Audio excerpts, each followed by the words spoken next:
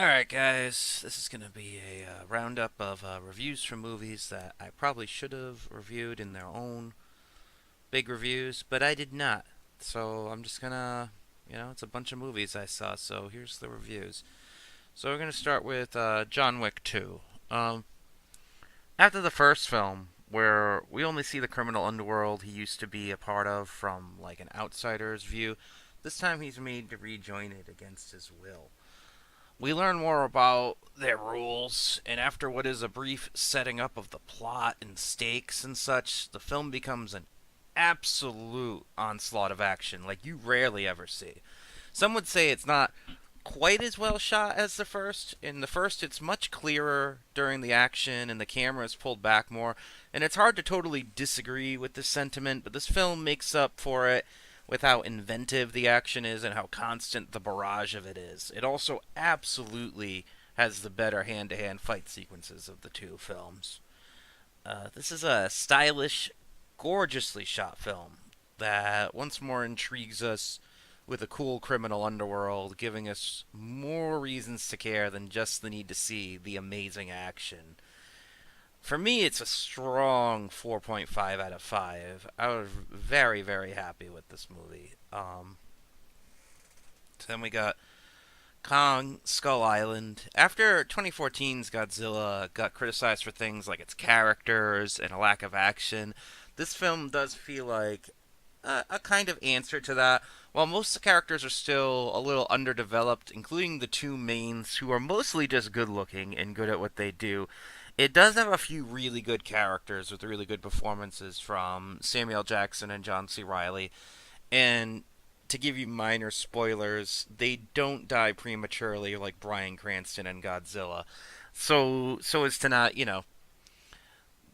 their characters get explored enough, I feel, in the film. The other important thing this film has is humor, and for me it makes up for the lack of characterization in some of the other co-stars. It's something 2014's Godzilla could have used more of, and in this film's case, the humor in no way takes away from the suspense, the atmosphere, anything like that. In fact, this film manages to be at times more horrifying and far more violent than Godzilla. I did say at times though, Godzilla 20 I did Godzilla 14, it has some sequences that are absolutely amazing in terms of scope and how they're filmed. And while I don't feel this film has quite the same reverential quality to it that film did, like there are scenes in that film where it's like really clear there's this reverence for Godzilla as a creature, and you I don't think this film quite has the same thing going for it. I think it does make up for it with the other stuff it does. I think Kong himself is brilliant in the film. I think they did a great job with him. Um, and of course, the action scenes are just jaw-droppingly good in this movie. I'm a big giant monster fan, kaiju fan, daikaiju, daikaiju.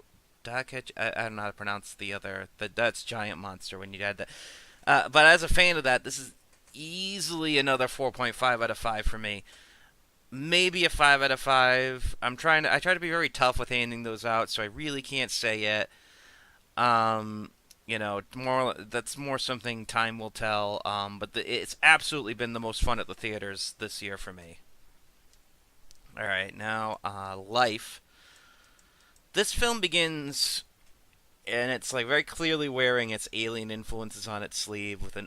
The opening shot is ripped right out of Alien. Even the title sequence feels like Alien. The way the crew talks to each other with bits of humor and what feels like realism regarding their work feels very Alien as well. This film very clearly wants you to think of Alien while you're watching it. One of the earliest sequences is a one-shot scene that's incredibly intense where they're attempting to catch this probe that has gone off course, and all the technical babble and such made me think of the landing scene in Alien as well. We eventually get to the creature, of course, and it's relatively unique for the film, but it's done so much to make us think of Aliens so far, you know to expect the first kill is going to have to be something shocking. While I won't spoil what happens with the first death, I'll say while the film does its job fairly well doing something relatively unique and shocking, this is not something that will be remembered like the chestburster scene for years to come. The movie itself absolutely will not be remembered for years to come. Lots of talent was involved in this film, and it does truly elevate what is a B movie knockoff of Alien. It feels like it could be so much more at the start, but after the first kill, it becomes even more derivative of not just Alien, but horror in general. I may have liked it more if the rest of the killing and gore wasn't so smothered in CGI. The ending almost makes me want to love the film, despite how middling I found it through, well, the middle and most of the last third, though. So I'm going to go with a 3 out of 5.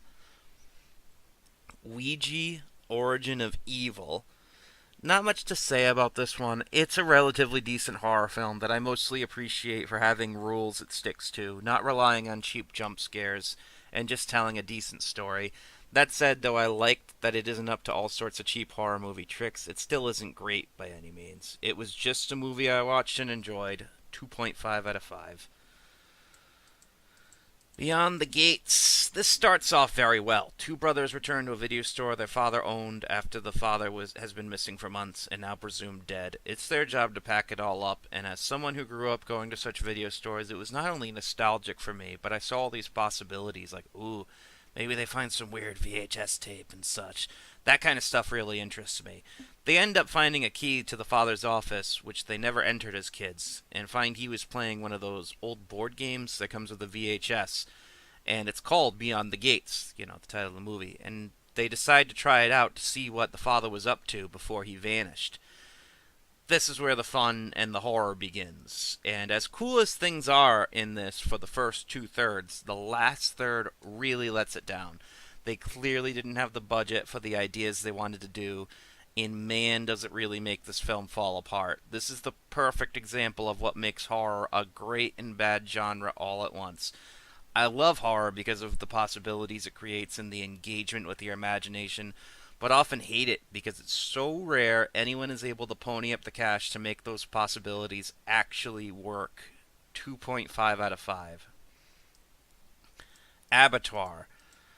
Here's a movie. You can watch this on Netflix right now, actually. I watched this because of the concept. There's a man, and he's taking rooms from houses where tragedies occurred. Not the house isn't where the tragedy. The room itself. He takes the exact room where the tragedy occurred, and he's using those to build the ultimate haunted house. So that sounds cool, right? Well, not if you like haunted house films or horror films. If you like detective stories with some horror influences that have really unsatisfying conclusions, maybe this is for you. You don't even see the haunted house until the end, and man, what a letdown. But that's not even totally what I mean by an unsatisfying conclusion. You've got to see it to believe it with how dumb this movie ends. But I recommend not seeing it. 1 out of 5.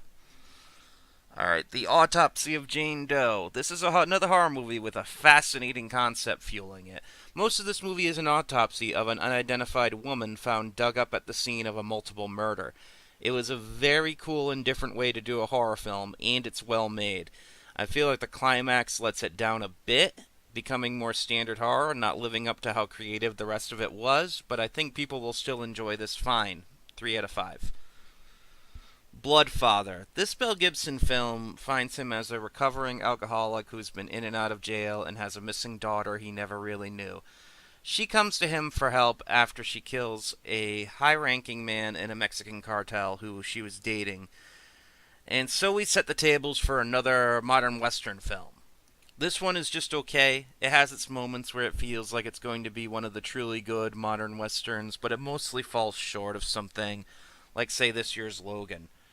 If you really need films like this in your life, then I say go for it. But honestly, it's just kind of middling. 2.5 out of 5. 31. Rob Zombie's films always have good cinematography and good performances. I usually like the dialogue too. As trashy as it normally is, he makes trashiness seem artful at times. He's kind of like a hillbilly Tarantino. I'm saddened to say that this is easily his worst movie, though. It has a very standard Battle Royale, Hunger Games type premise, where people are abducted and put inside a maze where they must fight for their lives, and it's just mostly boring. And while all the stylistic tricks of Zombie are there, the narrative feels so far beneath him. It's just so simplistic. When he started out with House of a Thousand Corpses, he made a totally crazy film and you didn't know what it would do next, and now he's reduced to this. The most unpredictable moment is how it ends, but mostly because of how unsatisfying that moment is. There are still things to like, to be fair. It's not terrible. It's just really sad from someone I once saw as being a true force to be reckoned with in the horror genre.